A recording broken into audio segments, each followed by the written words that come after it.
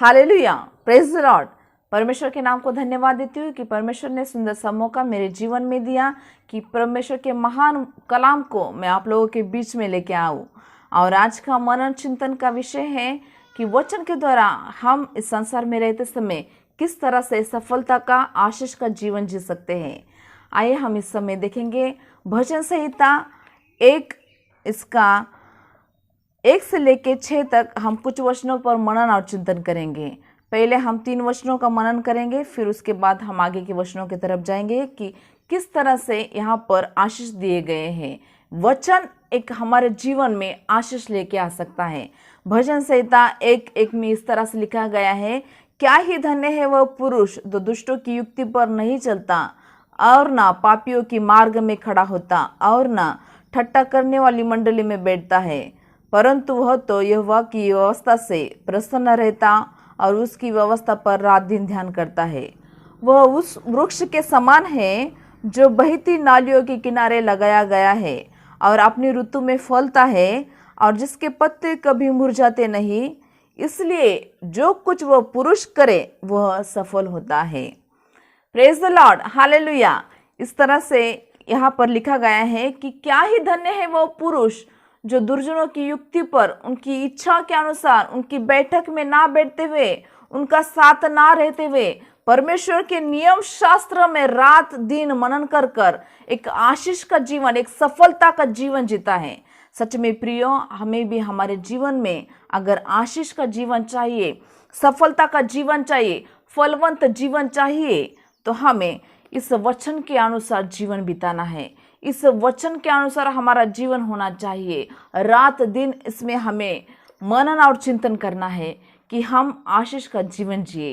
प्रियो, मैं आपको बताना चाहती हूँ, भजन संहिता हमें सभी को ज्ञात है और इन बातों को हम अगर हमारे जीवन में लागू करेंगे तो हम एक सफलता का जीवन जिएंगे। आगे के जो 3 वचन है 4, 5 और 6 में लिखा गया है कि दुष्ट, उनका जीवन एक भूसे के समान होता है। अगर जिनका जीवन वचन में नहीं है तो एक भूसे के समान, जिस तरह से भूसा हवा आने से उड़ जाता है, उसी तरह से एक दुष्ट का जीवन होता है। और वो एक हवा आने से भूसे के समान किस तरह से उड़ जाता है, उसी तरह से उसका जीवन नाश हो जाता है।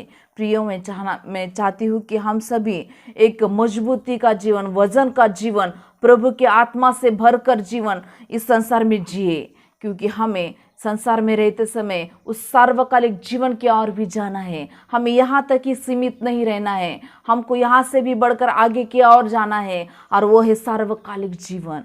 हमें अगर सार्वकालिक जीवन में जीना है तो हमें यहाँ पर धार्मिकता का जीवन जीना है, वचन के अनुसार जीवन जीना है। वचन के अनुसार अगर हम जीवन जिएंगे तो हमारे जीवन में नियम रहेंगे, कायदे कानून रहेंगे, और उस बातों से हम दूर रहेंगे जो शैतान की बातें हैं, जो पापमय बातें हैं। वचन हमें हर समय पाप से दूर रहने के लिए सिखाता है, पाप के बारे में हमें बताता है कि पाप से हम किस तरह से बाजू में रह सकते हैं और आशीष का जीवन किस तरह से जी सकते हैं। पूरा बाइबल हमें अध्ययन और मनन करना है। इस बाइबल के अनुसार ही हम एक अच्छा जीवन जी सकते हैं, एक अच्छा नागरिक बन सकते हैं और उस सार्वकालिक जीवन के हकदार बन सकते हैं।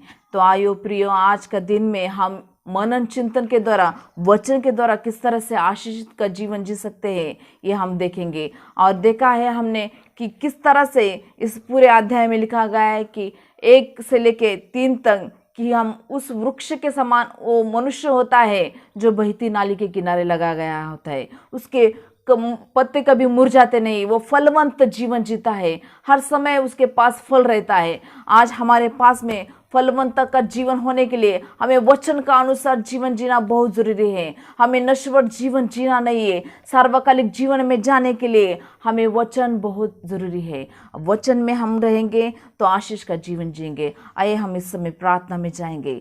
Hallelujah, hallelujah. धन्यवाद, धन्यवाद, धन्यवाद जीवित अनुग्रहकारी परमेश्वर, हम आपकी स्तुति, आपकी आराधना करते हैं प्रभु। आज इस ऐप के द्वारा जो भाई बहन इस वीडियो को देख रहे हैं प्रभु यीशु, उनके जीवन के लिए प्रार्थना विनती करते प्रभु यीशु। होने दे प्रभु, वचन का कार्य उनके जीवन में होने दे, वचन का प्रेम उनके जीवन में होने दे प्रभु। वचन पढ़ने के लिए उनके जीवन में तू सहायता करना प्रभु। हर प्रकार की चिंता, निराशा, समस्या उनके जीवन से दूर कर कर वचन के लिए समय निकालने के लिए हर भाई बहन को तू सहायता कर प्रभु। उन्हें ये समझ दे, ये बुद्धि दे प्रभु, और ये ज्ञात होने दे कि ये वचन पढ़ने से हम कितना सफलता का जीवन जीते हैं और किस तरह से आशीष हमारे जीवन में आती है प्रभु। जो भी इस वीडियो को देख रहा है इन सभी भाई बहनों के लिए प्रार्थना विनती करते प्रभु यीशु। वचन हमारे जीवन में आशीष का कारण होने दे प्रभु यीशु, सहायता कर। आज का वचन हमारे जीवन के लिए तूने आशीष का कारण होने दिया, इसलिए धन्यवाद देते, धन्यवाद देते, स्तुति आराधना करते। धन्यवाद प्रभु, धन्यवाद परमेश्वर, आपकी स्तुति आपकी महिमा हो। धन्यवाद। ये प्रार्थना हमारे उद्धारक प्रभु यीशु के नाम से मांगते हैं। आमीन, आमीन, आमीन। Praise the Lord, hallelujah. प्रभु यीशु आपको शांति दे, आनंद दे, सुख दे। यीशु के नाम से धन्यवाद। Hallelujah, praise the Lord.